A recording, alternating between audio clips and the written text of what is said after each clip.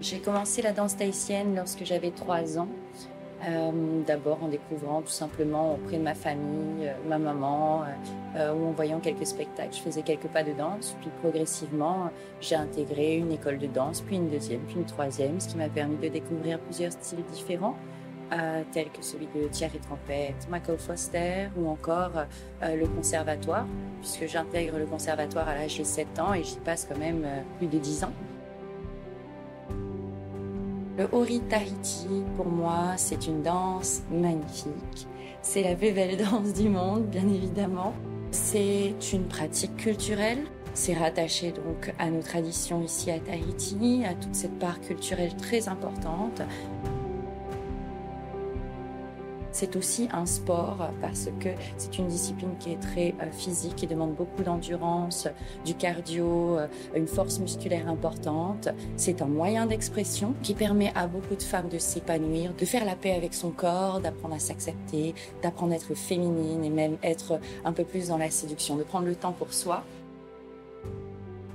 C'est aussi pour moi le moyen de véhiculer les valeurs polynésiennes que sont la générosité, le partage et la joie de vivre.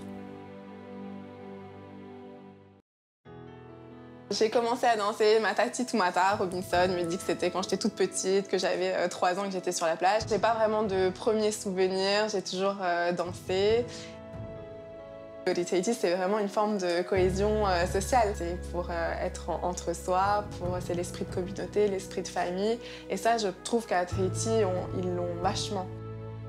En fait, tu l'as, mais c'est facile parce que tout le monde l'a autour de toi. Tout Tahiti, au moment du Heiva, c'est impossible que tu n'en entendes pas parler. Donc tu es dans un milieu où tu t'imprègnes de ça vraiment, et je pense que ça fait quand même une différence. Pour moi, c'est vrai que quand je danse, je fais plus que danser, c'est ma façon de me rattacher à ma culture. Et donc quand je dis culture, c'est l'histoire, c'est ma famille, c'est la société, c'est vraiment ma façon de me rattacher à mes racines.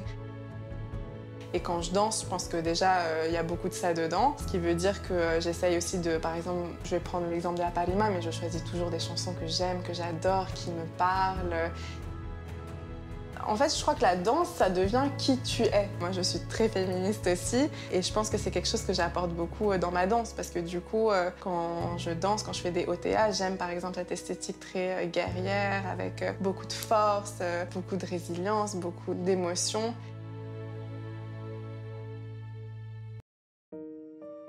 Alors, mon premier souvenir du Ori Tahiti, je pense que j'avais 5 ans, 6 ans. Et je dansais à l'église parce que ma grand-mère, c'est elle qui faisait les danses à l'église. Donc, mon souvenir, c'est que je dansais comme un garçon et que je n'aimais pas.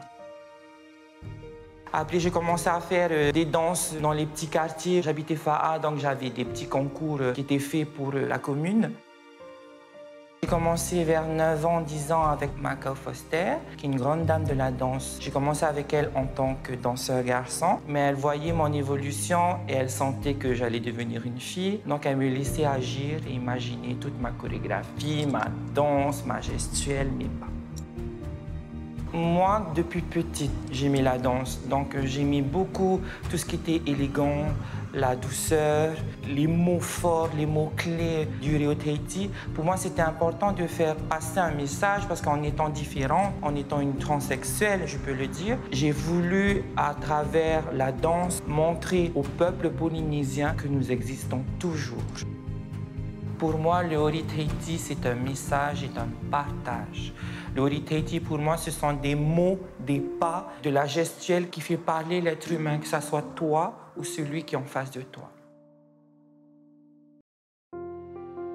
Je m'appelle Tehei Uravaitea, je fais de la danse depuis 12 ans maintenant.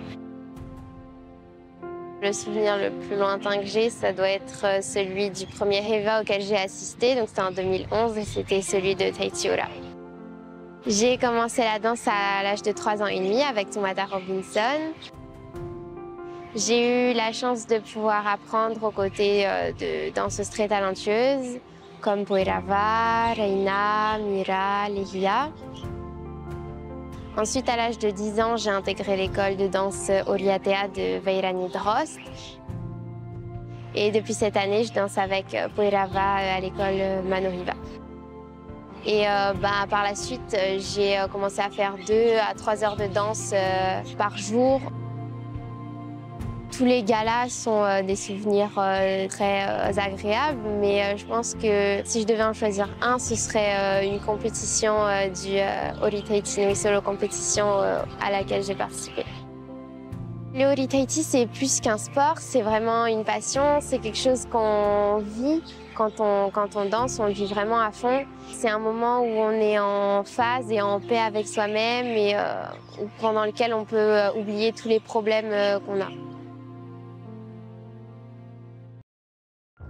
Mon premier souvenir, c'est mon premier cours au conservatoire. C'est là-bas que j'ai appris à danser. Et donc, j'avais 8 ans. J'ai été partagée un peu entre stress, excitation et curiosité, et puis l'envie d'apprendre.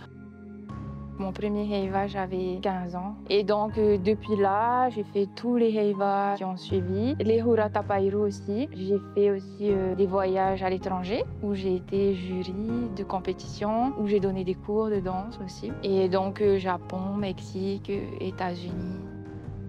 J'ai eu la chance quand même d'avoir des parents qui me soutenaient dans ma passion parce qu'il fallait quand même me conduire, m'attendre, venir me chercher.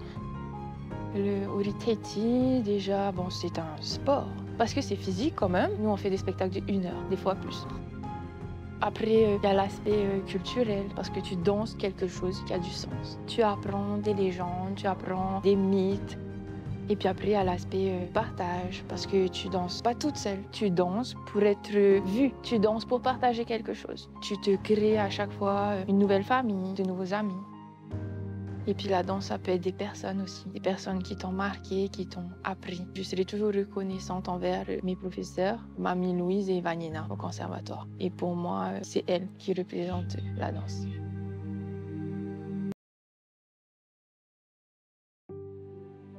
Quand j'avais 2 ans et demi, il me semble, il y avait un groupe de danse qui était venu au Tambour du Roi et qui avait fait des représentations. Il me semble que dans ce groupe-là, il y avait aussi Mevina Liufao. Et comme c'était un ami de mon tonton, donc c'était à partir de ce moment-là aussi où je me suis dit que plus tard, j'aimerais entrer dans le groupe de Nono Sina. J'ai commencé le Ori Tahiti à l'âge de 2 ans et 2 ans et demi. C'était à l'église et à la maison en fait, avec mon tonton qui lui tapait des instruments et moi je dansais juste à côté, quoi. J'ai senti que ça devenait sérieux pour moi dès l'âge de 2 ans et demi, dès que j'ai vu le groupe de danse au Tambour du Roi et ensuite dès que j'ai vu Moena Meotui faire Sancho au Heiva Tahiti et qu'elle est devenue meilleure danseuse. Pour moi, c'était mon idole et je voulais juste la suivre, même quand elle faisait les tournées, quand elle partait en voyage, quand elle donnait des cours, des workshops dans les pays et tout. Je me suis toujours dit qu'un jour, je vais tout faire pour réussir et pour être comme elle en fait. J'arrivais pas à croire que mon rêve s'était réalisé, mon rêve de petite fille s'était réalisé. Le jour où j'ai gagné le titre de meilleure danseuse du Heiva 2019. Et surtout que durant cette période, c'était difficile pour moi, donc je pensais pas que j'allais réussir à réaliser mon rêve d'enfance.